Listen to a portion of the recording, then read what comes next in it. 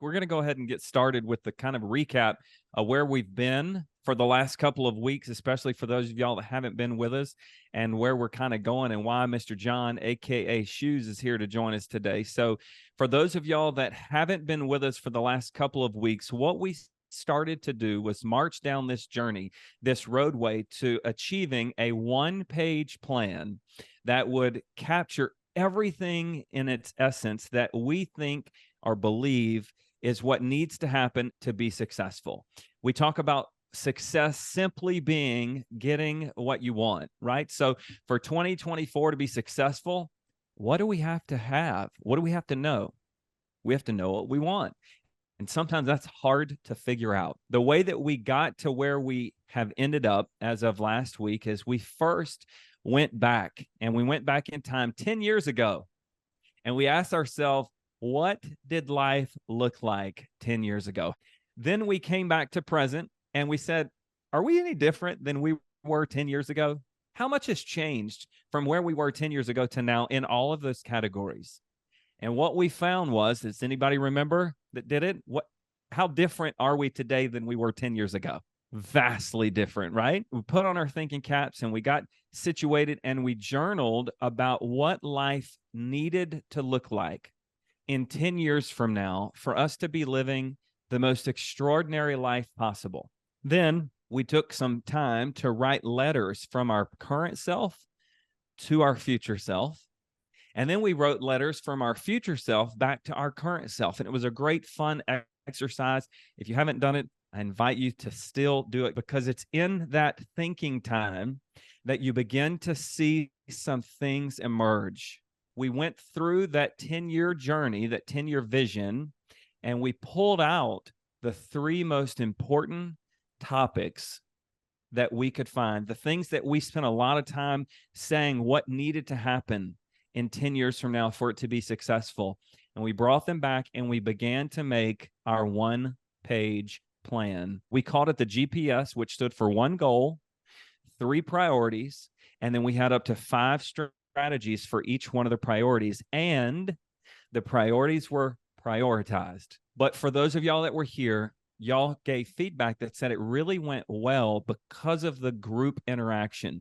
Because everybody was working on it together, we could leverage the collective wisdom of our group to help her find some clarity and organize her priorities around her achieving her goal. And it was fantastic. I left that call with the desire to bring on a practicing leader, somebody that has experience using the GPS, somebody that has proof that when they got clear on what their goals were, that the tool itself helped bring the results into fruition. I put it out into the universe, and my friend, my man, Mr. John Schumacher, aka Shoes, reached out and said he would love to volunteer to be with us today. I got to be honest with you. My response to him was, I can't believe you responded to my request. I wanted you and didn't think that I could get you to my group. So I'm so grateful to have him here. Everybody give a warm welcome to Mr. John, aka Shoes.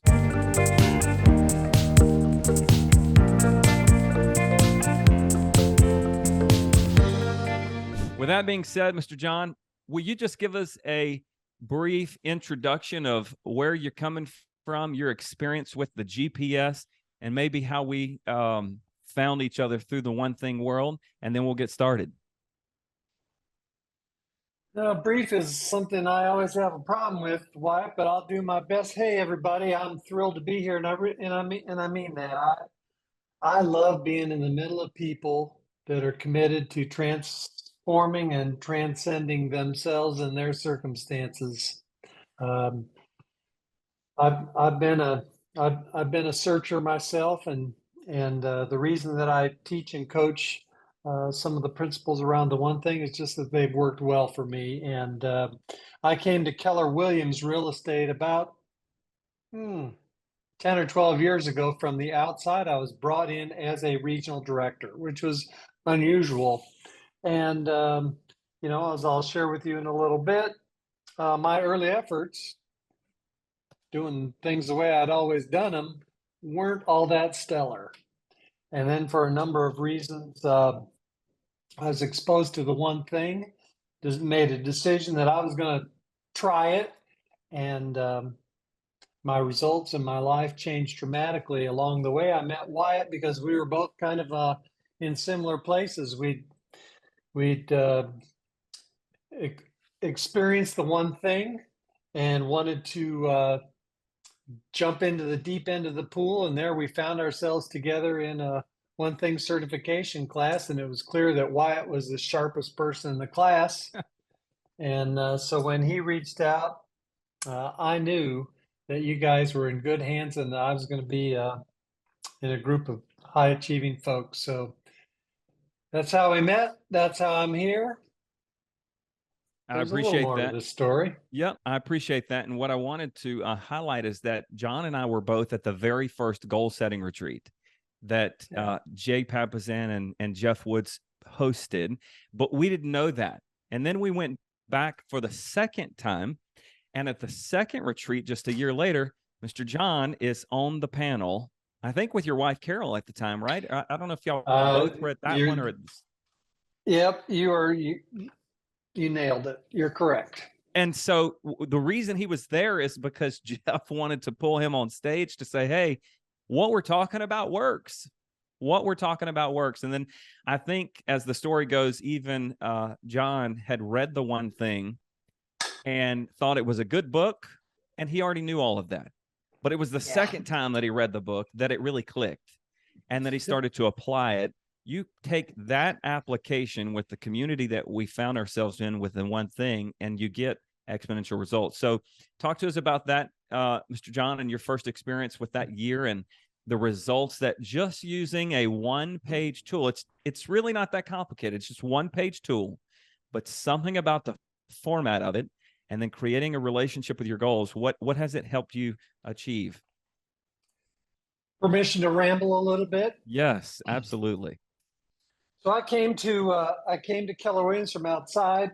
Gary Keller, owner of Keller Williams, was also one of the authors of The One Thing. So naturally, I thought it'd be a good idea to read it. And I did. I thought it was a pretty good book.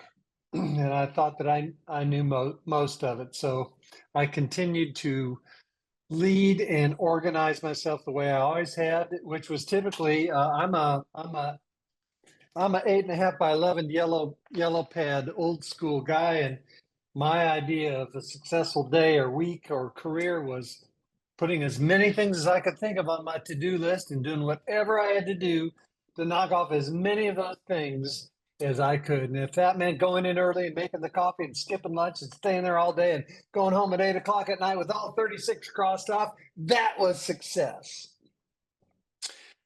The year before I became the regional director of the Mid-American region of Keller Williams Real Estate, which was the states of Illinois and Indiana, basically. There was no one in my role. They had kind of bumbled and stumbled with finding someone, which is probably why they ultimately found me.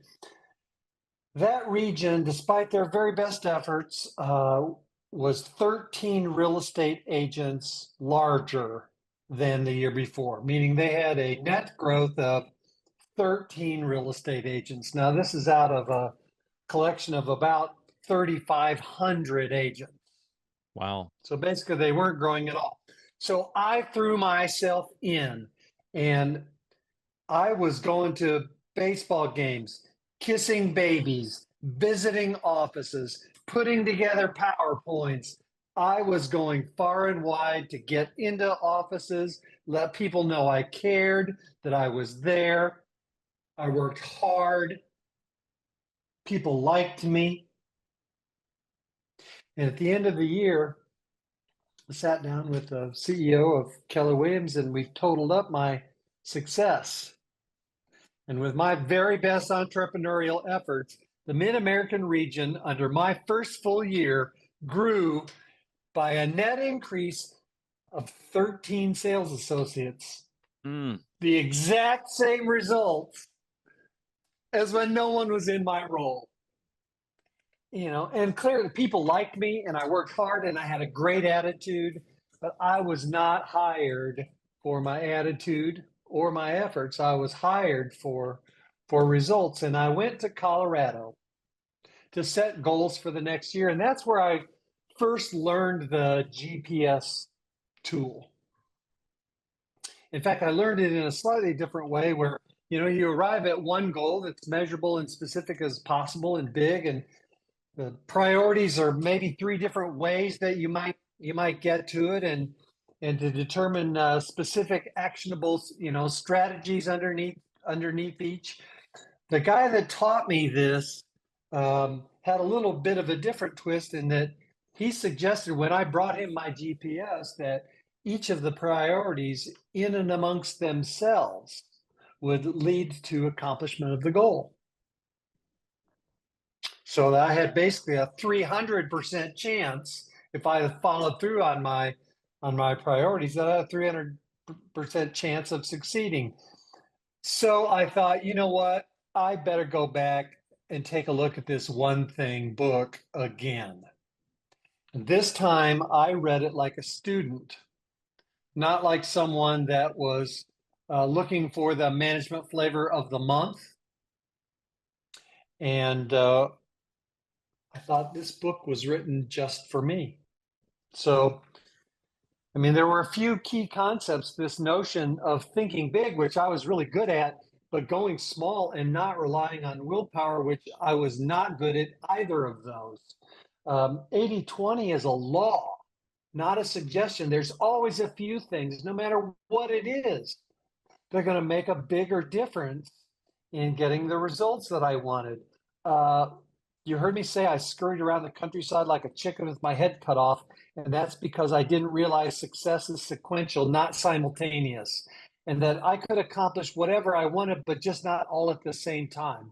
And that really, you chase a couple rabbits, you're probably not going to catch any.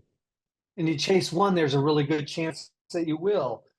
Maybe one of the best lessons I learned is that introspection, or taking time out to contemplate where I want to go, where I'm at, getting out of my busy normal work routine to stop and ask myself, what matters most, really, became a real key for me. And the other part of that is it changed my attitude about what accountability is, because I used to think accountability was like a boss or Zeus or my wife, sitting up there on high, waiting for me to screw up so he or she could, hurl a thunderbolt at me. Aha, gotcha. And I came to believe that that's not it at all. Accountability is a lot like what you have here. It's a relationship that you invite someone into that says, you know what? This is really important to me, and I need your help, and I'll do the same for you. And that the only way to get better is to really show where you're at instead of hiding where you aren't. That's good. Say that one more time. The only way to get better is what? The only way to get better is to show where you're at instead of pretending or hiding where you aren't. Instead of trying to look good, become good. And one of the ways to do that is, I can't help you as a leader. I can't help you get better if I don't know what you really need. And if you're so afraid of me judging you that you're not going to show me what you need, that's very dysfunctional. And yet it's so common. So finding some people that you trust, that you can show yourself to and feel that it's a safe space, is fundamental, I think, to really making rapid progress. And coming back to the GPS as being the tool or the roadmap, the decision-making filter, right? Because we talk about it relative to the one thing, it brings clarity, focus, and alignment, right? Clarity. And I know that you talk because it's all inside of the one thing, but the question, the way that I have it, which is a great segue, is what do you do to help people find clarity around their purpose and then leverage the emotional attachment to that purpose or that goal and even the specificity of it to actually drive achievement? Beautiful. Number one is I am completely convinced as a coach, as a leader, as a husband, that it is far more powerful to have something that you want to become or that you want to achieve or do or get that pulls you forward rather than escape from something that you no longer want. You know, that's not to say that avoiding or getting out of pain isn't a powerful motivation. I just think long term, it's not nearly as powerful as actually seeing something that pulls you forward. And so I spend a lot of time with myself, with others, doing just as I've heard you have, um, journaling, vision boarding. The clearer I can get, and not the reason I like the 7 circles that's in the One Thing book is simply it's a way to compartmentalize your thinking so you can focus it. There might be, whether it's 5 areas or 10 areas of your life, I don't think is so important as that you deeply consider each one. And so I encourage people to yes, rank where they're at in terms of the important elements of their life. But secondly, to spend far more time than most people are willing to do on the front end writing, what would a perfect spiritual life for me look like? What would perfect physical health look like for me? When my business was fully built, what would it look like? What would be my role in it? Where would it be? How much money? What would be my role or my job within it? What do I really want my marriage to look like? How many vacations, and what's our sex life together look like? And what are the rituals that we could incorporate into furthering our relationship? And how often do I want to see my kids for real? And in what kinds of settings? And so the more you get in touch with that, I think you can't. I said introspection is a dollar productive activity. This is where I love journaling. For me, more than any other tool, writing has helped me solidify what that is. And then actually, again, sharing some of those pictures, especially with my spouse. After attending the goal setting retreat, the first one, really began to unlock a key for us because it's the first time. Stack is I call her Stack. Her maiden name is Stack. It's Carol, but I call her Stack. She's now a retired school superintendent, very professional person. I was very professional, but we never did planning together. We never really used the same approach for our partnership that we did in the business and entities that we're involved in. So when we began to apply this process, our relationship and our results completely changed. The way that we did it is we would go off and we would each go through the questions that came out of the goal setting retreat. I typically use that same workbook every year. We go off and we each answer those questions for ourselves, like, where are we at, and what is a someday, what's a perfect someday for me in each of the 7 circles. And we update what our someday goal is, and we used to update what our 5-year goal and our 1-year goal, and I'll tell you more about that. Then we would come together and share answers, or what I call negotiate, because then the plan is right to share, to put one together for ourselves as a partnership or a couple.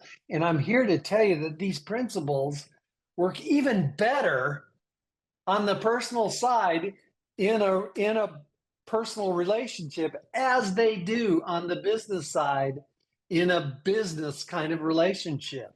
Let's talk about that for a little bit, because I've got 2 questions that just brought us right to, which is, see, here's the thing. A lot of times we talk about goal setting, right? And I think I heard you say it. We say it a lot because it's true. We've always been goal setters, not necessarily been goal achievers. Yeah, oh yeah. So the purpose of this entire season of a GPS that we've had is to have the 1-page plan that we can reference in our morning journaling time, in our lunch breaks. We can pack it around. You can save it on your phone. You can print it out. And whenever you are tempted to get on social media or questioning, what should I be doing? The more you look at this GPS, this one-page plan, the more you see the opportunities that are before you that actually lead to executing the things that you need to execute so that you can have the goal that you establish. So the relationship with your goal and how this form, as simple as it is such a game changer with actually achieving your goals. I don't know if that's really a question other than a statement in general about the GPS as it relates to the rituals of journaling and spending more time with your goals. Yeah, we call it being in relationship with them, right? Think of the way that most of us set goals. We look back at what we did last year. I weighed this much, or I made this much money, or we had, this number of dates. Then we say, well, what do I want to do next year? Our tendency is to tack a little extra onto that, right? And so we make traditionally these annual kind of incremental goals based on where we were or who we were last year. They might not be connected. And we always make them, we mean it. Every time you set annual goals, every time I've set goals, I meant it. This time I really meant it. But we typically rely on emotion and willpower, right? We think the highest and best of ourselves at the beginning of the year. The year is fresh. Our resolve is high. And I've discovered that willpower isn't on will call, and that's for real. And the one-page plan for you will serve as a reminder. I actually like to mount mine. This is called a My Page Up. It's just a red plastic thing with a slit in it that you can put a piece of paper in. And I used to park it right here next to my computer to remind me, John, this is what you said was important. And by revisiting it, I can make adjustments along the way. It's like an airplane. It's never, a jet's never on course. It's always making these tiny minor corrections because it's got an autopilot. That's right. And that's what this tool can do for you. When you look at what you intended to do, and as you identify gaps that develop as they will, the adjustments can be much smaller if you're visiting that on a frequent basis. But if you set a goal at the beginning of the year and you decide to pull it out in April, and you see that there's this huge gap, most of us, and it's why most people don't become goal achievers. Most of us throw in the towel and say, when my resolve is higher, or when something outside myself happens, or when this or that is different, this circumstance or that, I'll come back and do that goal again later. And also, we have a tendency to use perfection as our standard. And so the minute we don't hit perfection, oh, I've screwed up. I see this with 66-day challenges. I see this with clients that take on 75 hard, where it's, 2 workouts a day and a special meal and, all kind. I'm going to drink water. And the minute they screw up, there's a tendency to go, oh, I have failed. I'm done. As opposed to, you know what? I stumbled and I'm going to get up tomorrow and keep going. That's what this plan can do for you. It's done it for me. So one of the things from a practical standpoint, guys, that I want to share, and I've shared it several times in the call, I have my GPS and I have it printed out and I have it right next to my pink binder and my journal and my little morning ritual box of books that I like to read, my devotion, the whole deal. When I read that GPS, when I get to that point in my morning routine, when I read my GPS, the very next thing that I do is I look at my calendar for the day. And I look to see where the strategy or the priority for my GPS shows up on my calendar. And if I can't clearly identify where the one thing that I need to do today that moves the needle on my number one priority, my number one strategy, then I start to pivot in my calendar just a little bit. I may add some things. I may add another hour to my day. I may cancel a lunch. I may make a change so that I can. Why is that? Because I know that if I say no to the activities on my GPS, right? Or if I say yes to everything that's on my calendar sometimes, because life happens, that I'm saying no to what's on my calendar and to what's on my GPS. And what's really critical about this form and its impact is that you create the GPS when you are most clear, when you are taking the time to get clear on what's most important next year. Why do I care about a flip house? Why do I care about making this much money? Why do I care about what is it about physical health that's important to me? And when I can spend time getting clear on those priorities to put it on paper, it doesn't matter what's happening everywhere else, because I know, hey, this is my at a glance cheat sheet on what's really important to me. And it gives me the opportunity to make a quick reconciliation on my calendar, even if it's one phone call sometimes, right? Like I know that today, real life example, I know what my number one priority is. I know what my number one strategy is under that priority. And for me to move the needle on that task today, I've got to have 3 phone calls with private lenders, period. Today won't be successful if I don't have a phone call with 3 private lenders, because I know that after 3 calls with private lenders, I'm most likely going to have the money needed to execute the next set of flips that all trickle up to my number one priority, which is finances for me, right? I can do everything else, but if I don't have those 3 phone calls, then my day won't be successful. And it's really simple. It's just 3 phone calls, right? But I promise you, there's 1,000 emails, text messages, and all kind of paperwork on my desk that I could be doing, that I'm tempted to do, that really will give me a sense of dopamine. And what's crazy, I could talk about this forever, John. What's crazy is that having the call with the 3 lenders does not even light me up. It seems so boring. I'm not looking forward to it. It's in the bag. I know that all I have to do is call them and I'm going to get $500,000 with 3 phone calls. And as maybe exciting and as sexy as that sounds, that's not going to give me the dopamine that I'm looking for. That's not going to check the boxes of all the busy work that I have right before me, but it's the most important. The GPS helps me stay tethered to the things that are most important. I've maintained that those people that are clear on their priorities, they go in and attack that one thing that matters most, and then go goof off the rest of the day, play golf, be with people. That those people are the ones that actually have businesses and careers worth owning, as opposed to the people that wander into their office and kind of play office all day, kind of let's see what's showing up. Those people tend to go through the day, the week, and an entire career that same way, hoping that success will find them. It doesn't happen that way.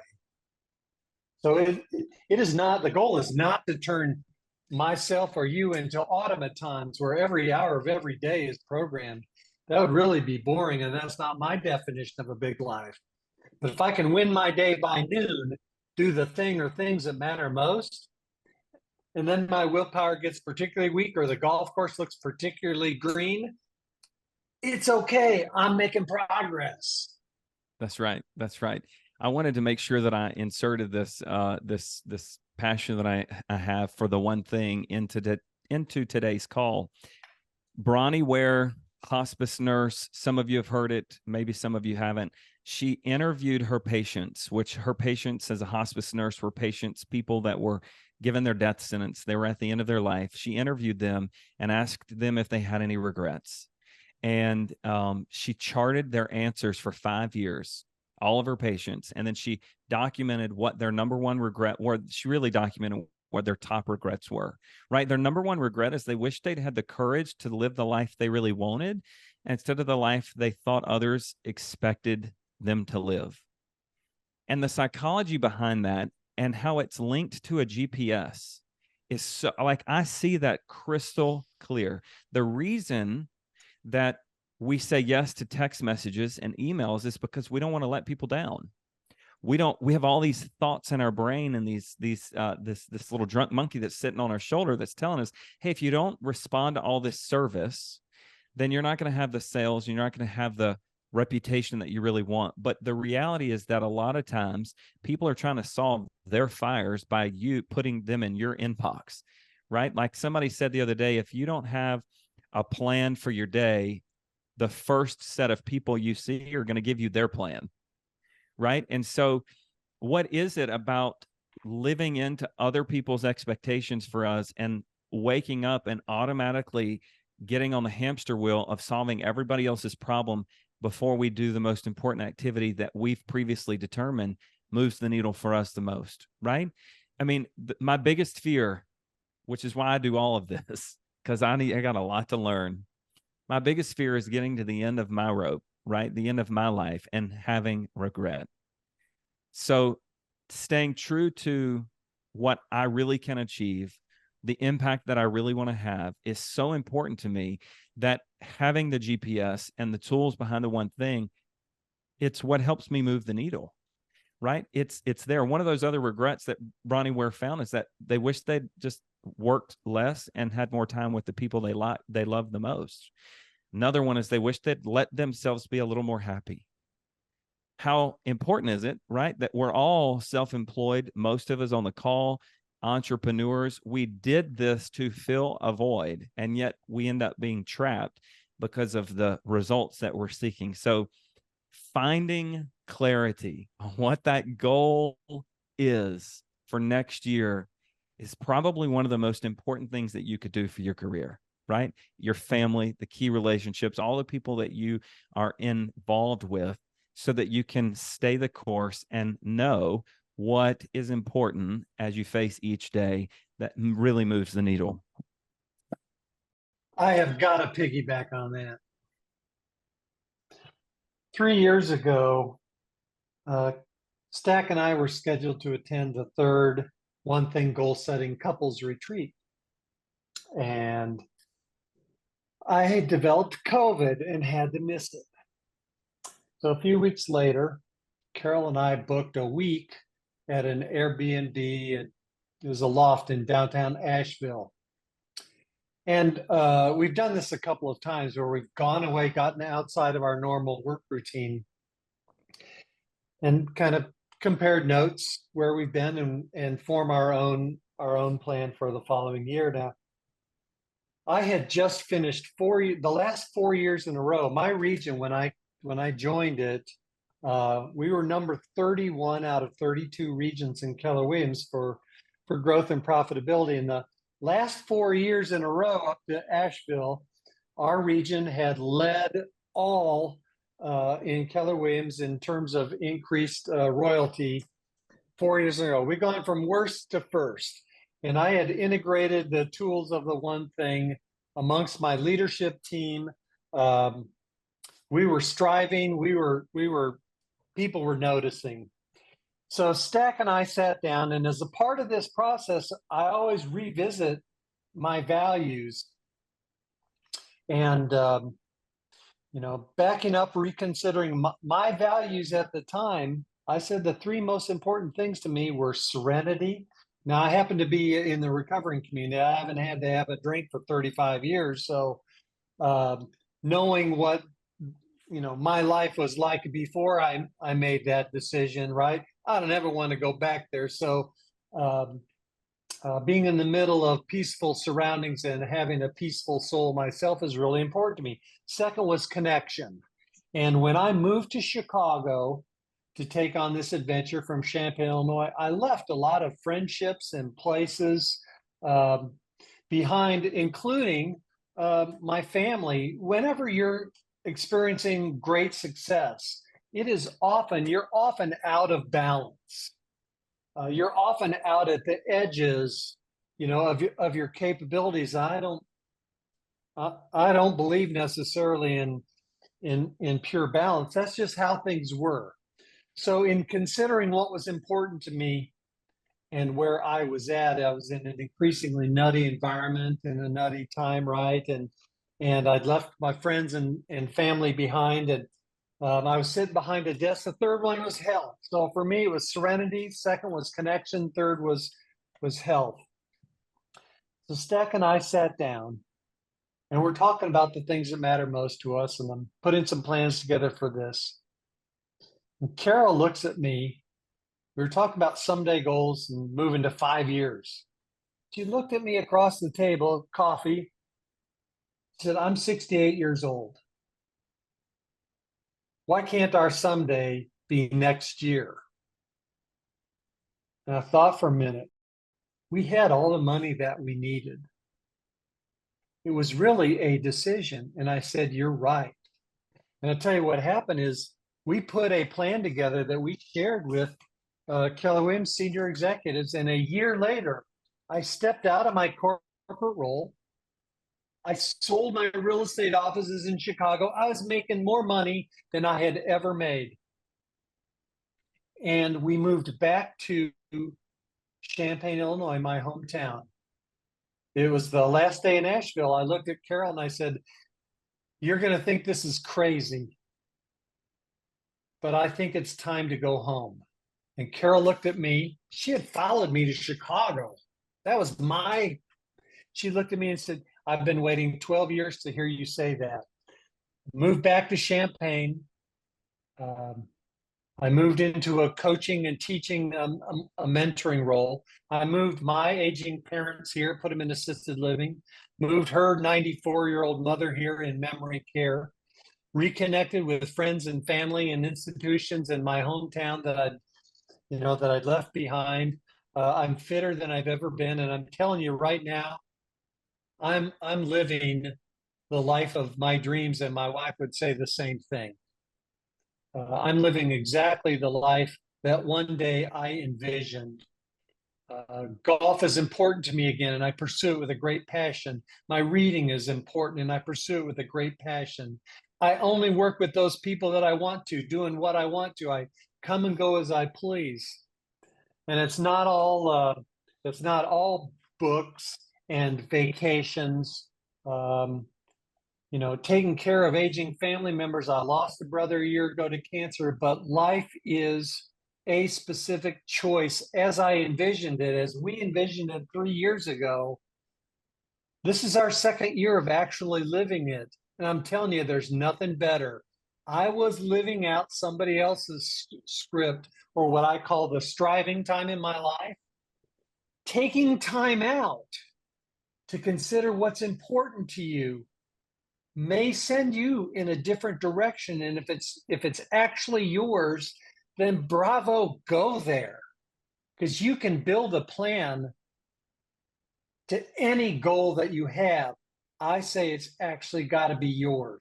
The more connected you are to it, the more vividly you can see it, the more vividly you visit it, the more vividly you hold on to it, the more vividly you understand what the goals represent. It's never about the money or, it's about what those things will do. You can have it faster than you ever dreamed. I love that. I need you to connect the dots so what I heard you say is you had a goal setting retreat where you got clear, you asked yourself some questions, which, hey, I have that goal setting retreat playbook that I can share with you, right? You don't have to go to a paid event to do it. I've got the guide. So if you want to take time by yourself or with your spouse or your family, I have the guide that I presume John used, right? That I've shared it with people for years to help you go through this with your partner, spouse, whatever. But you had that clarity session, which is a lot of what we've been doing. And then you break it down into the GPS, right? Here's the goal for next year. Here's the 3 priorities.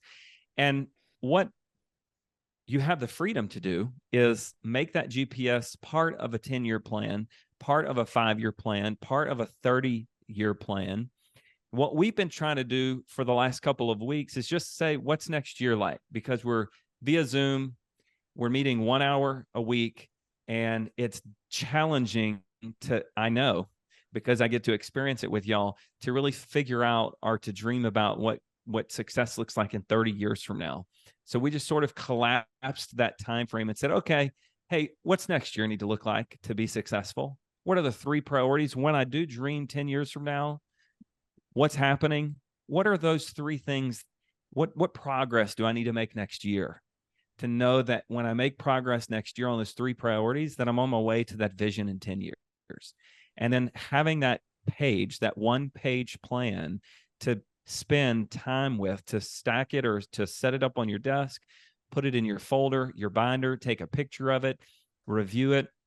I guess what I'm saying, John, as a question is, how did using the page put you on the trajectory to be where you are today? It is so simple. I'm going to tell you all the steps, but there's really one that stands out. The first step 1 is spend time figuring out where you want to go. And step 2 is to make a decision to go there. So whatever that goal is that you select, there's a big difference between I wish or wouldn't it be nice and I'm doing it. Then make the plan. You've learned how to make the plan. For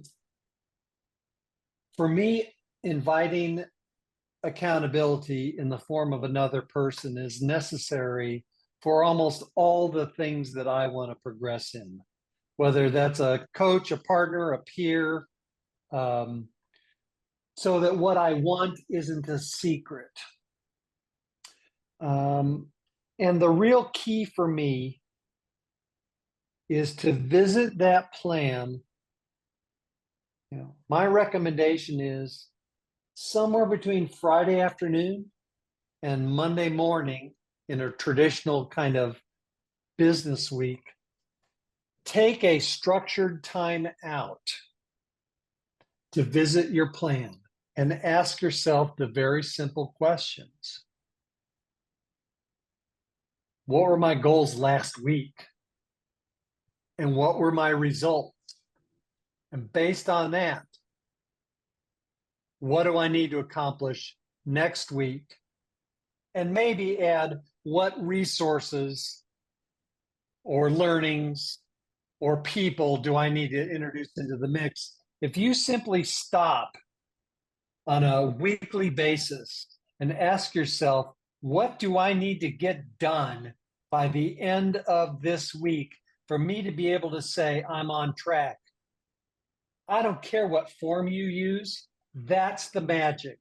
Find people who are doing what you already want to do, or they're already doing what you want to do, and get into a relationship with them. And that's really how I would like to, I think, close this out.